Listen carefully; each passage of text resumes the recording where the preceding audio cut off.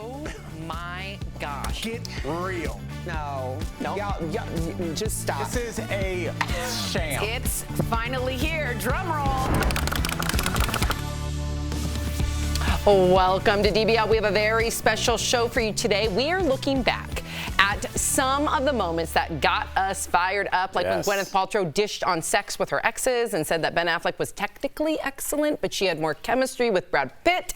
We were divided on which one was more important. Watch. But the chemistry is something that you can. Technical excellence is almost formulaic. That means he's bringing it. Yeah, that's what he's saying. It's formulaic. It's formulaic. It lacks imagination. He hit the thing and it hit the bell. Boom. Here's the thing. And technical.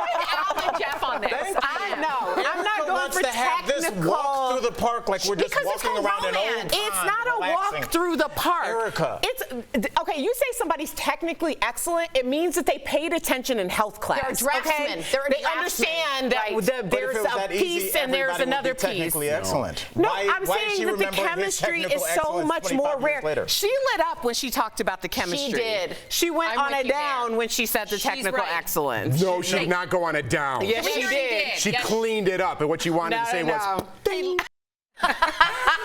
Well, Gwyneth seemed to have ended the debate by revealing that Brad was the one she'd get together with again, but the guys weren't buying it. Watch. If you want to find chemistry, you can find chemistry in a college classroom. You can find chemistry with somebody. I have chemistry with Tori. No romance there. You can have chemistry with anybody. But there are only a few people that are so excellent that throughout your lifetime, where you were on movie sets, you are in the beautiful foothills of Africa. Yeah. You were going all over the world. But you still call this one person. Why do you call this one person? Listen. Let him bring it home. Let him bring it home. He was okay, listen, Al Jackson, the king. But if you're actively listening to her when she's speaking, she's saying that Brad was really the person who lit her fire. That Ben might have been a great guy, and when I'm saying average for theatrics, I don't even mean average. It's just that he wasn't as special. He's not in that memory bank the way that Brad Pitt is in that memory bank. And I can tell you, as a woman and as someone who has a diversity of experiences, if I'm thinking about people who are really lighting my fire in my mind, in my memory bank, or currently, I'm always going to say that it's the chemistry. That's what I was saying to you. It has nothing to do with the hills of Africa. It's just what she said, and it's actively listening. It's actively listening to what she was saying, and that was my interpretation. Well, listen, we got a heart out. Erica knows, and she brought you right to the end, so you can't talk. I know. That's a good strategy. I stand by what I said. What? I stand by what I said. I really do think that she technically excellent means a lot more than she's leading on. To you. Jeff, I need your help here. Well, listen, this is once again, we got a heart out. Well played, Al. Yes. Well played, buddy. To you, not to women. By the way, this debate went on for 2 weeks, and it's still going on. It's still going on. So speaking of debates, Al and Erica got into it when Al said he hated the phrase self-care because it seemed selfish. Here's another one. I don't like the phrase self-care day. Really? I don't like it. No. That means Why? that means you're lazy. Selfish. You don't want to do anything today. Selfish. Oh, you said. I'm with you. I'm with Al. I got your back. It is not selfish. Wow. We tired, okay? We have been journeying for quite some time, and I resonate quite well with people who decide to have self-care days, okay? But isn't that when you just take If care you of say, yourself? I'm going to sit on the couch and eat chips all day, or you say, I'm going to take a self-care day, it's the same thing, but yours sounds way better. That's not the same thing. I'm with Al. Self-care is not selfish. Self-care is necessary to live and thrive, and many people, mostly women, have not taken care of themselves at all. I'm not trying to make it a woman women thing. in here. Mothers Do not- right. That's such an easy way to No, win it's an not. argument, No, is it's to not pull easy. women into That's it. why it's I'm just become saying anybody can have a self-care day. Albert, but I'm just saying we do that all the time by just relaxing. Who relaxes? Literally, Do I look relaxed? do I look relaxed? It's different. It's different watching us as opposed to being here. Yes, my only See how point, TV works? Yeah. my only point is self-care is a term that is it's a branding term. Being selfish is a proactive term for yourself. That I'm Not to going to do women. this for Not myself. to women. Selfishness. Yes, because they're is trying to different. sell things to women. No, that we've been told we're being selfish in a historical context. Moving on. Making our way to the top of the heap at DBL. It wasn't always easy. We've all had those moments where we bombed an audition or two. Jeff and Al had the best bombs. Oh, I can't wait. Watch this. When I interviewed for that Gatorade commercial, it's my famous one. I still drive by the baseball field where I auditioned in Beverly Hills sometimes when I'm there, and I'm like, oh man. It hurt. I was like a little out of shape, real quickly. A little out of shape. I went there with like a hoodie on, and everyone there was on the cover of like Men's Health at one point. And was like just jacked, ripped, right? And they're like, so I'm like, what do I do? To like hurry up and just run around, build up a sweat, get your abs all sweaty. I'm like, my abs? I'm like, okay, I was out the night before. I have no abs. I just started running. I grabbed my bag. I'm like, just around? They're like, yeah, just around. I was like, okay. And I just ran right through the bushes and I ran home. It's so intimidating. Yours is like funny. Mine is super sad. You remember that show, Guy Code, that was on MTV? Of course, I auditioned for Girl Code. Yeah, I auditioned for Guy Code, and I had done a show called MTV Made a couple years before. So the woman that brought me for that show, she was like, I'm leaving the network, come have lunch with me. So we had a salad because I was getting ready for this audition. I think I told Erica. And so I had nothing in my stomach. And before I was about to leave, she brought over like a couple rounds of martinis because we had worked together. And so I had 2 martinis, but like didn't realize that was just a glass of vodka. And I went to my audition. I have no memory. When I walked out of the Viacom offices, my phone rang and it was my agent. He just goes, "What happened?" I don't know what I said in that audition. Oh my God. I have no memory. Oh my gosh. Cringe, right? My favorite stories are like bad audition stories. We've all had them. I would love to do a show that just focuses on celebrities, big shots, that's just like horrendous auditions. You go in your that'd be car great. and like the walk of shame, like tail between your legs. I'd go get ice cream to like lift my it hurts. spirit. That's smart. Yeah, I would sit in Internally, silence. you feel dirty. Dirty. We'll be right back. In cases involving Harvard and the University of North Carolina, the Supreme Court struck down race-based affirmative action in college admissions, ending a nearly 60-year history of using race as a factor in creating more diverse student bodies. The court ultimately decided that the admissions processes at both schools are unconstitutional.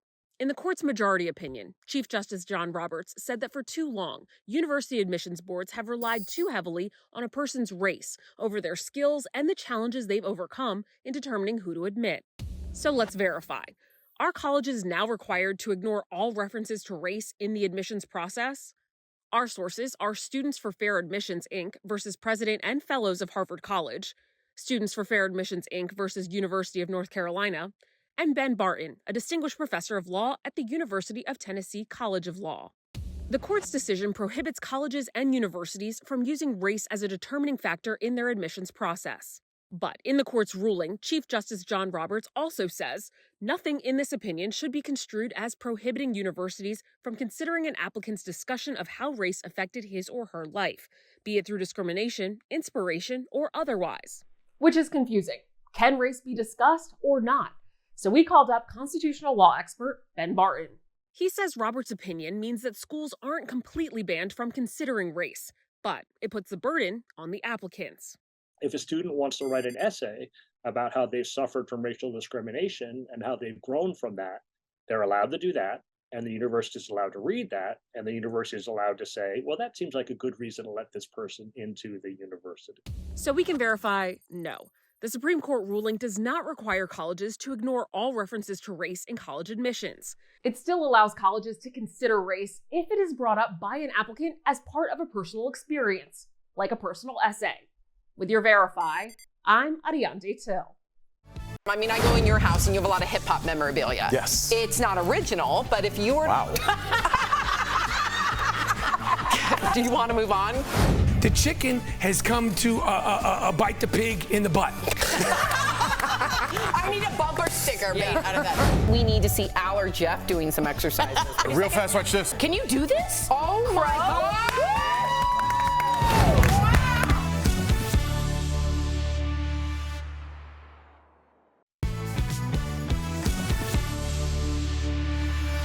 Welcome back. Our next guest became a viral sensation on TikTok after creating a series asking total strangers about the most fascinating subject of all, themselves. Earlier, we spoke with Hunter Prosper. Take a look.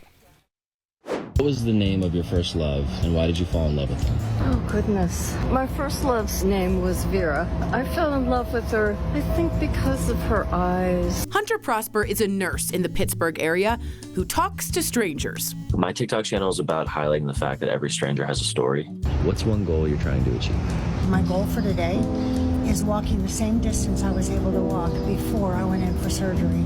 During the pandemic, Hunter started asking his patients questions about their lives. And by the time I made enough videos, I was sort of run out of patient stories, and I didn't want to make any patient stories up. So, the next progression was just people outside the hospital. He began walking up to strangers and asking them the same questions. And the results surprised him. What's been your happiest time in life? Right now. After that, even if the video hadn't blown up, I was still going to keep doing it because of the type of reception I was getting. Feels like we're going to Florida. Now Hunter is continuing the series known as Stories from a Stranger. What is something you loved to do as a kid? Well, I always liked ice cream. Elena, I have our snack. And there are so many more questions to ask. Oh my gosh, I love this so much. Please welcome to the show, Hunter Prosper. Yeah, Thank you. Hello, everyone. Thank you for having me. Oh my God, what a way to connect after the COVID. This is amazing. We need this. We so do, because I'm a little antisocial and nervous, I'll be honest. We want to know how you got started doing this. What was the patient story that just inspired you to make these videos? Well, I got started because I was feeling sad and burnt out. In the ICU, I think my strongest attribute was being able to talk to patients. And there was a period there where, as I was building connections with people, I would lose them equally as fast. And it started making me distance myself from people. I didn't want to talk to anyone. When I come home from work, I didn't want to talk to anyone.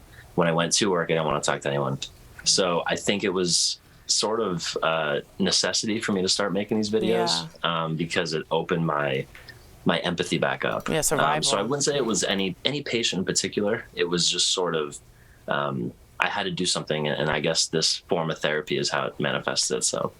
Wow. Hunter, good for you, man. You know what? Do what makes you happy. It seems like you're happy, and you're making other people happy. I got to be honest, I'm a little jealous throwing a dart at a map and just going there. I got to tell you, I'm jealous. Sam, but you can still do it. What is the greatest response that you have gotten? It has to do with the setting around the response. So I met this really kind older lady. She was taking out her trash, and I helped her take out her trash and asked her if I could ask her a question. And she gave me a beautiful response, and I left. A couple of days later, I come back, and she's gardening, and I ask her if she needs help. And she looks at me, and she's really bewildered, and she says, okay, yeah, and she doesn't remember me. I help her, ask her another deep question. She answers beautifully, tells me all about her life, a great historian with her life. And then I leave. A couple of days later, I come back, and she still doesn't remember me. So what ended up happening was I would go to this lady's where she lived, and I would help her like almost at least 3 or 4 times a week with any chore that she needed done around the house. But she never remembered me. Wow. So it was like I was building a new friend every single day, or I was building a deep connection with a friend every single day, and she was meeting someone new every single day. So I think that really impacted me, and I think I really value that relationship that I have with her now. Thank you so much, Hunter. We needed to hear from you today. We appreciate you. Really. DBL Nation, be sure to follow Hunter on TikTok or Instagram at Hunter Prosper to see all of these amazing stories from strangers. Thank you again. We'll be right back. Thanks for being a Thanks, nurse, too. Thank you. Thank you.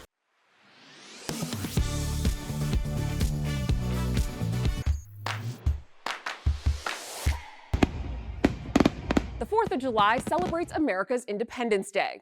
According to the National Retail Federation, 42% of Americans plan to watch fireworks or some kind of community celebration. Others may put on their own show. While fireworks aren't legal to purchase in every state, the American Pyrotechnics Association says consumers in the U.S. bought 436 million pounds of fireworks in 2022. But what happens to fireworks you buy but don't use? Let's verify. Do fireworks expire? Our sources are the Library of Congress, Julie L. Heckman, Executive Director of the American Pyrotechnics Association, and 3 fireworks retailers.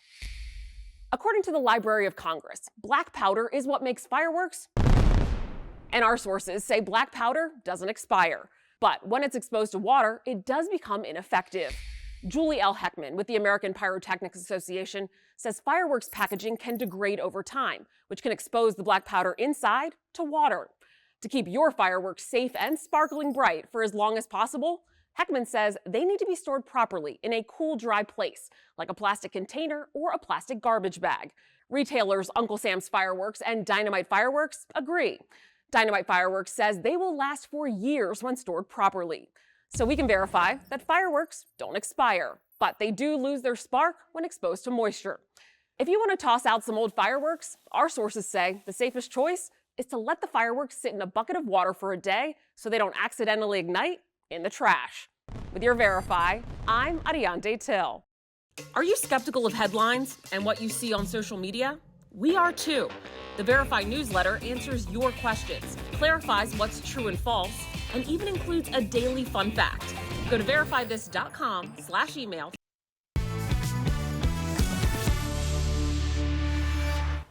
Welcome back to DBL. Earlier, we sat down with the owner of the plus-size boutique, Juicy Body Goddess, a place where you have to be to something to do something.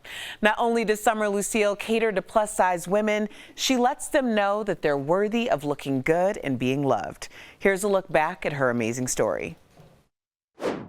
My name is Summer Lucille. I am the owner and founder of Juicy Body Goddess, which is a plus size only boutique, and I deal confidence. So my favorite line is, you gotta be to something to do something, which was one of my lines that initially helped me go viral in 2021. You gotta be to something to do something. The stigma around women being over 200 pounds is this or that. Well, in my store, I want you to know you have to be over 200 pounds to play. So I want to break the ice, and when they come in, we just treat them like queens and princesses and just cater to them. And I want them to walk out of there just feeling better than they did when they walked in. It feels good to be nice. It feels good to give somebody, a stranger, a compliment. You never know what people are going through. It makes me feel good. I don't know about other people, but I love uplifting people. It's like my purpose, and uplifting. Every compliment I give somebody is feeding this confidence angel inside of me. Wow, wow, wow. Welcome to DBL, Summer Lucille. Yeah. Hey, sis, hey. Okay, I'm like a fan. I've been following you, okay? So, Summer, very few people get to fulfill their purpose in life. How did your mom help you to fulfill yours, or at least to get the inspiration to do so? Not only did she encourage me with words and empower me as just a little girl, she also lived her purpose, and she lived out loud, and she lived in confidence. So not only did I hear it, that you're the prettiest little girl to ever walk this earth, she also walked with her head up loud and proud. And not only my mom, my dad, showing how my dad showed love to my mother, and my aunties are divas. So I was just born for this. Summer, we love your passion. This is an important question. What do people not realize about the damage they're doing when grouping overweight and unhealthy people together? It's pushing a negative narrative that is not really honestly fair. I am the fattest I ever been in my life, and I am the healthiest. You would have looked at me 15 years ago doing a Kanye pepper diet, doing a cabbage, only cabbage, watermelon diet, boiled egg diet. I was very unhealthy. I go to the doctor, I'm very healthy, and it's very unfair to push your fat phobia and use that as a way to push your hate onto fat people while bringing that unhealthy argument into the conversation. Yes, there are unhealthy skinny people. There's unhealthy fat people. So nobody should really be telling you if you're healthy or not, unless it's your doctor. That's the only person that should ever tell you if you're healthy or not. So that I just do not like that narrative. Beautifully, when people bring that into conversation. Beautifully stated. And bringing up just like pressure. You know, I think about prom. There's a lot of pressure when it comes to prom and finding that perfect dress. How did your own prom play into wanting to give other girls the perfect experience? You know, I look back, and at the time of my life when I was going through prom, it was a very, very horrific experience for me. But I thank God I went through it, because if I didn't go through that, I wouldn't be able to help these girls that I'm helping today. I know how I feel not to find a dress. I know how I feel to be the fattest girl in the room. I know how I feel to not want to sit in the front of the room because you think people are going to the classroom, because you think people are going to make fun of you while they're sitting in the back of the room. So I know this. So my life experience was able to and I healed myself so I can heal these other girls and show them that their insecurities are actually beautiful and to embrace them and to move forward. And it's a privilege. And again, it healed me because some of these girls lost their mother, lost siblings. I'm dealing with cancer. And back then, all I couldn't do is find a dress. Now I look back on my pictures and felt I was loved and I appreciate it. So it healed me while I'm healing these young ladies. Yes. Summer, our viewers are loving you. I just want to end on this note. Beauty's Whole Health writes in, thank you so much, Summer, for your passion and mission of beauty. So and let me tell you, Thank everyone's echoing those sentiments. Also, DBL Nation, make sure to follow Summer across social media at Juicy Body Goddess 2.0. Yes. Her website, juicybodygoddess.com, and visit the store, which is right there in the Charlotte area. So to our Charlotte viewers, or if you're visiting, we'll be right back. Thank you so much, Summer. Congratulations on all your success. Thank you. Well Thank you so deserved. much.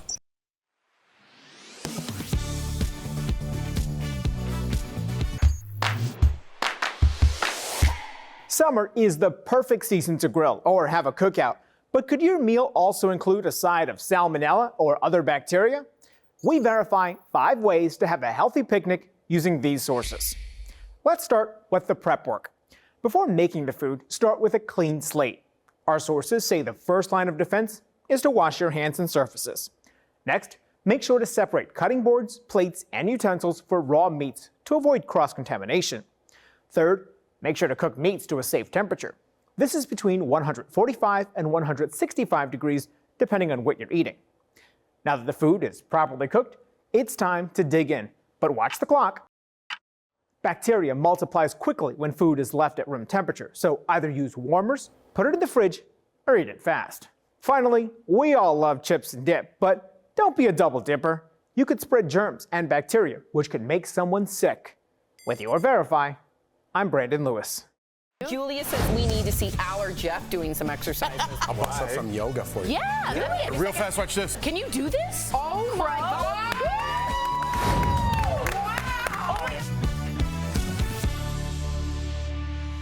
The Supreme Court has banned universities from admitting students based on race. The decision prompted outcry from critics who say it'll hurt colleges' ability to maintain a diverse student body. And they argue the court is allowing a practice that harms diversity to continue, legacy admissions. That's when a school gives a student a boost in the admissions process because their family members went to that same school. Studies have shown that at many elite schools like Harvard, legacy students are overwhelmingly white. So let's verify. Did the Supreme Court allow legacy university admissions to continue? Our sources are the majority ruling written by Chief Justice John Roberts and Ben Barton, a law professor at the University of Tennessee, who has also served on the school's admissions board. The answer is yes. The ruling allows legacy admissions to continue. The ruling dealt only with the practice of giving preference to applicants based solely on their race. And while legacy admissions have racial implications, they aren't solely about race. Those may statistically result in racial bias. You can figure out which one it is. But that is not based on race, and so that would be fine. And it's the same thing with poverty. You're allowed to take first-generation students or poverty into account. The ruling, in fact, explicitly left room for factors adjacent to race to be considered, saying, for instance, a student could write an essay about overcoming racial barriers as long as the consideration was based on their actions, not just race. So now, race-based admissions practices have been deemed unconstitutional, but other preferences, such as economic status, where the student is from, and legacy status are still allowed. But those two could eventually be called into question, and President Biden himself suggested legacy admissions should be. Today, I'm directing the Department of Education to analyze what practices help build a more inclusive and diverse student bodies and what practices hold that back. Practices like legacy admissions and other systems that expand privilege instead of opportunity. With your Verify, I'm Casey Decker.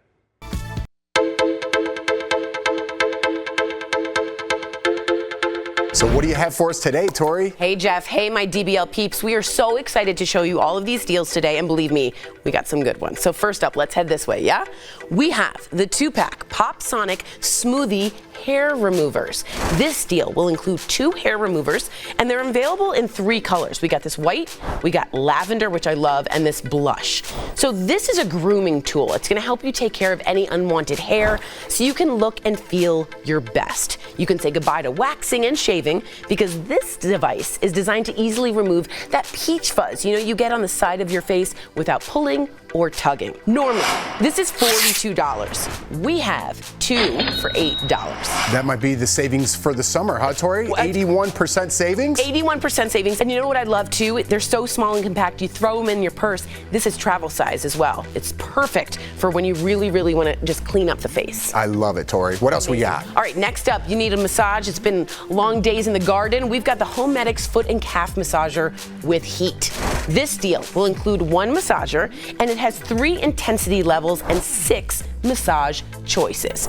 Homedics, you guys have heard of them. They're a leader in wellness products for over 30 years. We rarely see this level of discount we have today. And because of the great deal, we do want you to know quantities are going to be extremely limited because normally this is going to be $350, Jeff. Wow. But we've got it for $129.99. That's a savings of up to 63%. I got my eye on that product, Tori, because I always get cramps in my calf. Seriously, and this is something that would really help me out. All right, follow me here because we're going to light up your life. We've got a 10-pack Mercury Innovation Smart Wi-Fi LED bulbs. This is a doorbuster deal, and it includes 10 LED bulbs, and these bulbs offer millions of color variations to find your favorite shade and brightness level. So you can use the simple app, Alexa, Google Assistant to make your adjustments from anywhere at any time. And at just $2 per LED bulb, this doorbuster deal is going to go fast. So normally this is $250, but we have the 10-pack for $20. That's a savings of up to 92%. That's amazing. And Tori, you know what this is great for too? What? Halloween, you put it on orange. Christmas, you do the red and green. You change it seasonally. Oh, that's so smart. Any holiday you want, Tori. Our last product is the Villanovum 6-piece bamboo from rayon sheet set. So let me tell you about this deal. It includes 1 flat sheet, 1 fitted sheet, and 4 pillowcases. The set, which I love, is available in 8 colors and in 4 different sizes. So with the variety of colors available, you're going to be able to match any bedroom decor. Sheets are always a top seller on Morning Save, and you cannot get the set anywhere else. So normally $130, but we got you for $29.99 to $39.99. That's a saving of up to 77%. It's always great to have an extra set of sheets, am I right, when that unexpected company springs into town. For sure. Head on over to morningsave.com to snag these amazing deals at the lowest prices, or you can even scan the QR code on your screen to take you directly to these products on Morning Save's website. Tori, thank you so much. Thank you, Jeff.